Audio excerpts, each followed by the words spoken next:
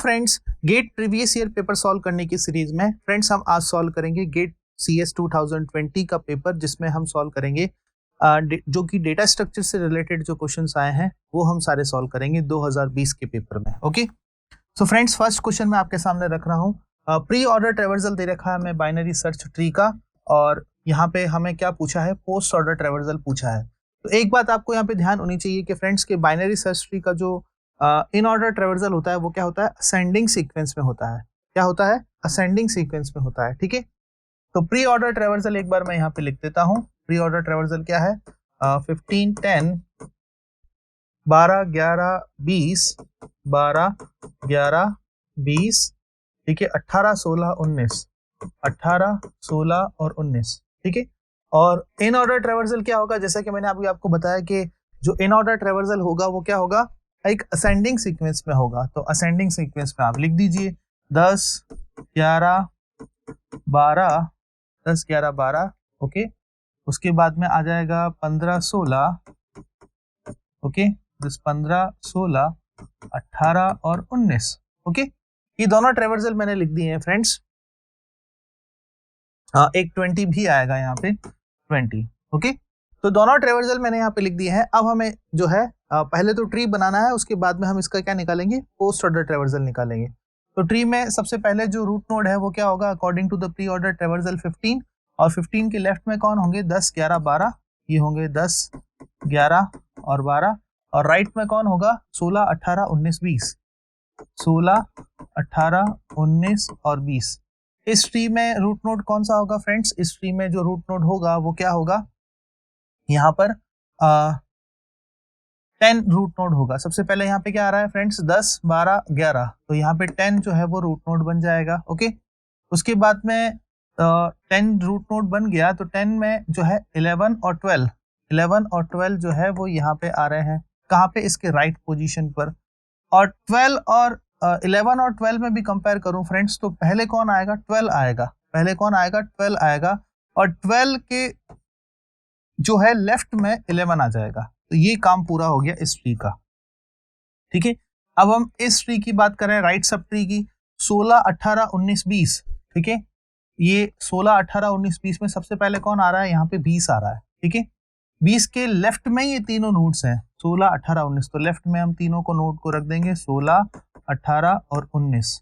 ठीक है, ये हो गया आपका 19, लेफ्ट में होंगे। अब देखेंगे कि 16 18 19 में लेफ्ट में सबसे पहले कौन आ रहा है, तो ये हो गया 16 18 19, सबसे पहले कौन आ रहा है, 18 आ रहा है। तो 18 क्या बन जाएगा, इस ट्री का रूट नोड बन जाएगा, ये हो गया 18। ठीक है, और 19 और 20 की जो पोजीशन है फ्रेंड्स, 16 और 19 की जो पोजीशन है वो क्या होगी, एक होगी लेफ्ट में और एक होगी इसके राइट में। तो फाइनली जो ट्री जो बना फ्रेंड्स वो क्या है हमारा, 15 10 20, ये हो गया 12, देन 11, और ये है लेफ्ट में है 18 16 और 19। ठीक है, मैं इसको यहाँ पे ड्रॉ कर देता हूँ वापस से। So 15 is a root node, then 10, 20 और 12, 11, ये हो गया आपके 18 16 और 19। ठीक है, ये हो गया। अब हम निकालेंगे इसका पोस्ट ऑर्डर ट्रेवर्सल, और पोस्ट ऑर्डर ट्रेवर्सल का सीक्वेंस क्या होता है, left subtree, then right subtree, और उसके बाद में प्रिंट दी रूट नोड। तो इसी सीक्वेंस को मैं 1 2 3 के अकॉर्डिंग लिख देता हूं यहाँ पर। ठीक है, ये 1 2 3।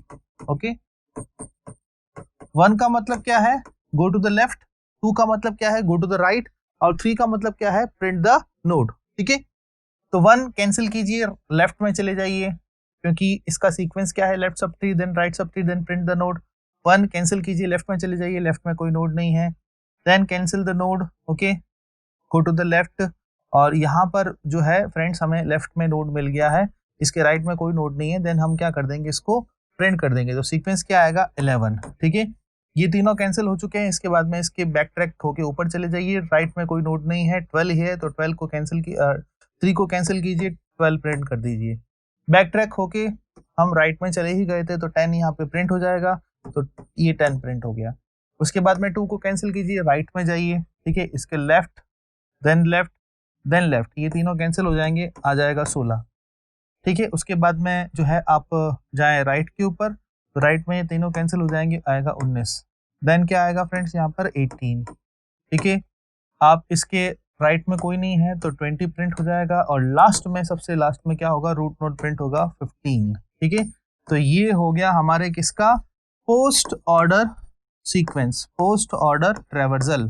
क्या हो गया फ्रेंड्स, ये पोस्ट ऑर्डर ट्रैवर्सल। ठीक है, तो 11 12 10, 11 12 10, फिर है 16 19 18 20 और 15। ये जो सीक्वेंस है ये कौन सा है फ्रेंड्स, ऑप्शन बी का है। तो इस क्वेश्चन का आंसर क्या हो जाएगा फ्रेंड्स, ऑप्शन बी। ठीक है, सो फ्रेंड्स नेक्स्ट क्वेश्चन को हम डिस्कस करते हैं। नेक्स्ट क्वेश्चन हमारे सामने है, what is the worst case time complexity of inserting n square elements into an AVL tree with n elements initially। ठीक है, इट्स n की power 4, n square log n और n क्यूब। ठीक है, क्या टाइम कॉम्प्लेक्सिटी होगी हमें ये बताना है friends, first case time complexity बतानी है हमें। तो सबसे पहले तो to insert an AVL tree, basically AVL tree is what, a height balance tree. ठीक है, height balance tree. Okay, so to insert, यहाँ पे हाइट बैलेंस होती है, to insert an element okay at particular height, यहाँ पे हमें जो टाइम कॉम्प्लेक्सिटी लगेगी वो कितनी लगेगी फ्रेंड्स, log ऑफ n। ठीक है, तो इंसर्शन के लिए भी यहाँ पे क्या लग जाएगी फ्रेंड्स, log ऑफ n लग जाएगी। ठीक है, ये आप देखें यहाँ पर height balance tree, initially height is log of n, time complexity of element, insertion of element in AVL tree is big of log of n। ठीक है, in a worst case. Okay, or every position of an element finding the place to insert is also the log of n। okay, if properly not satisfied after insertion, तो rotation के लिए भी क्या लग गई, log of n। तो AVL insertion, finally insertion to log of n plus log of n, finally time complexity क्या हो गई friends, worst case में वो भी log of n हो गई। now if we are inserting the n square element regarding the n element, n के regarding हमें क्या करना है, n स्क्वायर एलिमेंट को इंसर्ट करना है। ठीक है, तो क्या हो जाएगा यहाँ पे, ये तो एक एलिमेंट के लिए है, n स्क्वायर एलिमेंट्स के लिए करना हो तो n square log n, simple सी बात है। Okay, n square log n। और अगर आपको रिकरेंस रिलेशन की हेल्प से सॉल्व करना हो फ्रेंड्स, तो फर्स्ट इंसर्शन ये हो जाएगा, सेकेंड इंसर्शन n+1। ठीक है, और n स्क्वायर इंसर्शन क्या हो जाएगा, n plus n square, n plus n square. इसको हम जो है सीरीज को हम पूरा ऐड करेंगे, तो कॉमन लेके भी सॉल्व करेंगे, तो फाइनली जो है हमारे पास में जो टाइम आएगा वो कितना आएगा friends, n square log n। ठीक है, डायरेक्टली सॉल्व करना चाहे तो ठीक है, नहीं तो रिकरेंस रिलेशन की हेल्प से सॉल्व करना चाहे तो वो भी आप कर सकते हैं। ठीक है, सो फाइनली फ्रेंड्स इसका क्वेश्चन का आंसर क्या हो जाएगा, option C, n square log of n, n square log of n। ठीक है फ्रेंड्स, नेक्स्ट क्वेश्चन हम डिस्कस करते हैं गेट CS 2020 का डेटा स्ट्रक्चर के ऊपर। What is the worst case time complexity of inserting n elements into an empty list, into an empty linked list? ठीक है, लिंक लिस्ट में आपको जो है n एलिमेंट्स को इंसर्शन करना है। If the linked list needs to be maintained in a shorted order, ठीक है, shorted order में आपको लिंक लिस्ट को मेंटेन करना हो तो n एलिमेंट्स को इंसर्शन के लिए कितनी टाइम कॉम्प्लेक्सिटी यहाँ पर रिक्वायरमेंट होगी। ठीक है फ्रेंड्स, ये थोड़ा सा एक कॉम्प्लेक्स क्वेश्चन है, कंफ्यूजिंग क्वेश्चन है। ठीक है, इसके पॉसिबली दो आंसर हो सकते हैं, बट जो गेट की ऑफिशियल की है उसमें आंसर जो दे रखा है वो दे रखा है n स्क्वायर। ठीक है, n log n यहाँ पे नहीं दे रखा है। क्यों ये कंफ्यूजिंग है मैं आपको बता देता हूँ। इसके पॉसिबली दो केस बनेंगे। ठीक है, there are the two cases. ठीक है, दोनों जो सिचुएशन है दोनों एम्बिग्यूस है। यहाँ पर needs to be maintain in a sorted order, तो आप ध्यान से देखें। एक तो क्या होगा कि आप लिंक लिस्ट में total number of n elements आपने इंसर्शन कर दिए। ठीक है, और एट द एंड आप क्या कर रहे हैं, इनको शॉर्टेड कर रहे हैं। एट द एंड इनको आप क्या कर रहे हैं, शॉर्ट कर रहे हैं। ठीक है, पहला तो ये तरीका हो गया। दूसरा ये तरीका हो सकता है कि आपने जैसे फर्स्ट एलिमेंट इंसर्ट किया, ठीक है, फिर आपने सेकेंड एलिमेंट इंसर्ट किया, तो इसी स्टेप पर आपने क्या किया, स्वैपिंग परफॉर्म करके लिस्ट को शॉर्ट कर दिया। फिर आपने थर्ड एलिमेंट इंसर्ट किया तो लिस्ट को आपने फिर से क्या किया, शॉर्ट किया। ठीक है, फिर फोर्थ, फिर जितने भी nth एलिमेंट इंसर्ट करेंगे तो एट स्टेप पर ही आप क्या करेंगे, शॉर्टिंग परफॉर्म करेंगे। तो ऐसी शॉर्टिंग के लिए क्या है, हमें रिक्वायरमेंट होती है यहाँ पर मर्ज शॉर्ट की। किसकी रिक्वायरमेंट होती है फ्रेंड्स, हमें मर्ज सॉर्ट की। तो और मर्ज सॉर्ट है फ्रेंड्स, वो यहाँ पर लेता है n log n time complexity लेता है। To perform the sorted list using the merge sort after inserting the all the elements, ठीक है, will take the n log n time complexity, n log n time complexity, ठीक है। But official answer by the GATE is the n square.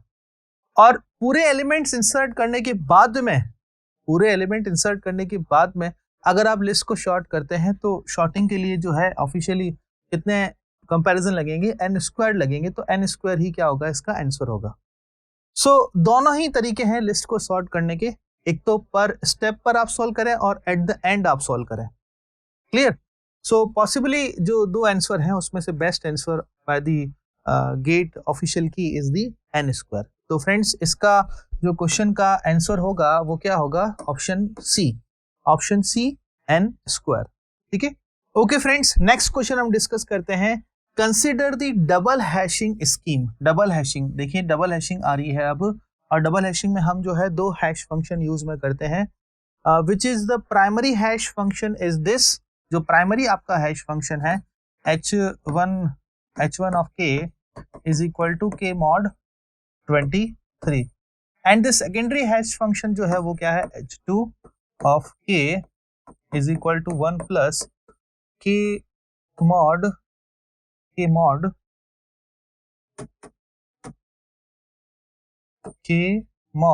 19, ठीक है।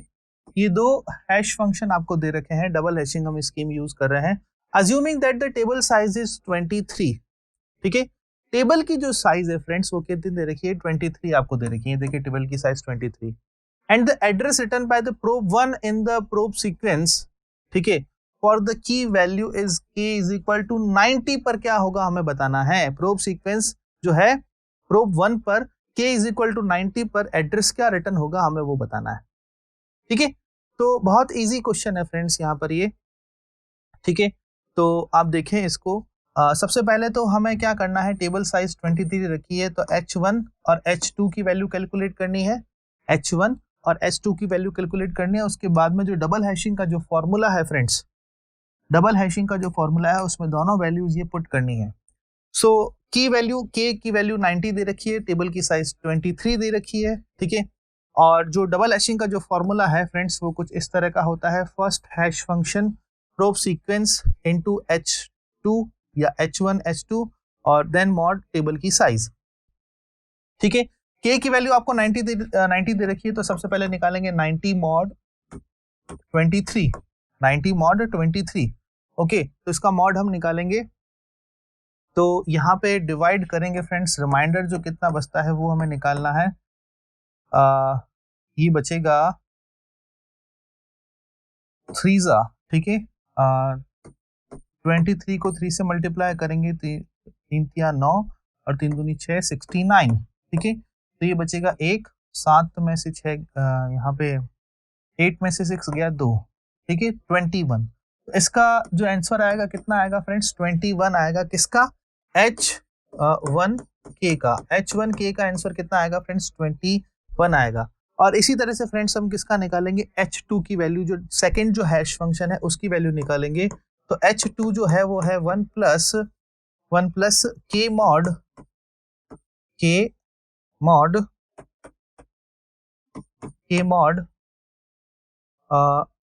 19, ठीक है, k mod 19। तो 1 plus 90 mod 19, ठीक है। और इसमें जो है इसका आंसर जो आएगा फ्रेंड्स वो कितना आएगा, यहाँ से 14 रिमाइंडर बचेगा, तो 14 प्लस 1 कितना हो गया फ्रेंड्स, 15 हो गया। h1 की वैल्यू कितनी आ रही है, 21, h2 की वैल्यू कितनी आ रही है, 15, 21 और 15, ओके। ये जो 21 और 15 आ रही है इसमें हमें ये फॉर्मूले में रखनी है h1 और h2 की वैल्यू, ठीक है। तो h1 और h2 की वैल्यू हम रखेंगे, कितनी आ रही है फ्रेंड्स, यहाँ पर एक की आ रही है 21, एक की आ रही है 15, और बस टेबल की साइज जो हमें दे रखी है कितनी, 23, उसके साथ आप मॉड कर लीजिए। फाइनल जो आंसर आएगा ये आएगा 35 और 1 36, ठीक है। तो 36 मॉड 23, 36 मॉड 23, तो ये कितना होगा फ्रेंड्स, यहाँ पर एक बार ही जाएगा, तो 6 और 6 12 और 1 13, कितना आंसर आएगा फ्रेंड्स, 13 आंसर आएगा इसका, ठीक है। तो ये कौन सा ऑप्शन होगा फ्रेंड्स यहाँ पर? ये ऑप्शन होगा, देखिए आप, ऑप्शन नंबर ए जो है इसका आंसर होगा। जब k की वैल्यू क्या है 90 है तो उसमें आपका ये आंसर आएगा 13। ठीक है, नेक्स्ट क्वेश्चन को हम डिस्कस करते हैं friends. Consider the array representation of binary मिन हीप। ठीक है, मिन हीप जैसे कि आपको पता है कि जो मिनिमम एलिमेंट होगा वो क्या होगा, सबसे रूट नोड पर होगा, जैसे कि 1 2 3, ये हो गया 4 5 6 7, ये एक मिन हीप है। ठीक है, और क्या कह रखा है कि मिन हीप कंटेनिंग 1 0 2 3 एलिमेंट्स। ठीक है, एरे रिप्रेजेंटेशन है और इस मिन हीप में कितने हैं, 1023 एलिमेंट्स है। Okay, the minimum number of comparisons required to find the maximum in the heap is. ठीक है, मिनिमम नंबर ऑफ कंपैरिजन कितने लगेंगे मैक्सिमम एलिमेंट को फाइंड आउट करने के लिए। ठीक है, तो जैसे कि मैं आपको एक बात बताऊं फ्रेंड्स कि जैसे ये एक मिन हीप है। ठीक है, क्या है, ये मिन हीप है। ओके, और इस मिन हीप में हमें क्या करना है, लेट्स से हमें total number of leaf nodes निकालना है। तो कितने हैं यहाँ पर, 4 है। एलिमेंट्स टोटल कितने हैं फ्रेंड्स, यहाँ पे 7 है। कितने हैं, 7 है। तो इसका एक छोटा सा फॉर्मूला है फ्रेंड्स, आप देखें, that is the ceiling of n divide by 2। Ceiling of n divide by 2, एक होता है फ्लोर, एक होती है सीलिंग। ठीक है, तो यहाँ पे कुछ हम इसको इस तरह से लिखेंगे, जैसे कि मान लीजिए मेरे पास में 7 एलिमेंट्स है, 7/2 करूंगा मैं, ये हो जाएगा सीलिंग। तो कितना आएगा यहाँ पे फ्रेंड्स, 3/3.5 आएगा। इसका हम अपर लेना है तो कितना आ जाएंगे, 4। तो इस ट्री में, जैसे कि मैं जो हमने अभी लास्ट ट्री लिया था, इस ट्री में 7 जो है वो कितने हैं, नोड्स है। Total number of leaf nodes कितने होंगे, यहाँ पर 4 होंगे। तो ये आप देख सकते हैं इसके जो है स्ट्रीम में लीफ नोड कितने हैं, यहाँ पर 4 है। ठीक है, तो 4 जो है वो लीफ नोड है। ओके, और अगर मैं एलिमेंट्स की बात करूं तो हमारे पास में कितने हैं, 1 0 2 3 है। और इसमें total number of leaf nodes कितने होंगे, अगर सीलिंग करेंगे हम तो कितने होंगे, 512। 512 हमारे पास में क्या होंगे फ्रेंड्स, लीफ नोड्स होंगे इस मिन हीप में।